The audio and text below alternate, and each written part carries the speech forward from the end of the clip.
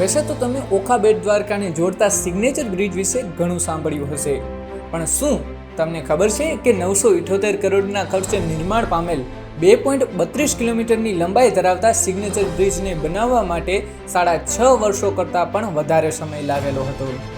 આ બ્રિજના ફૂટપાથના ઉપરના ભાગે સોલર પેનલ લગાવવામાં આવ્યા છે, જે 1 મેગાવોટ જેટલી વીજળી ઉત્પન્ન કરી 1000 ઘરોને પ્રજ્વલિત કરશે.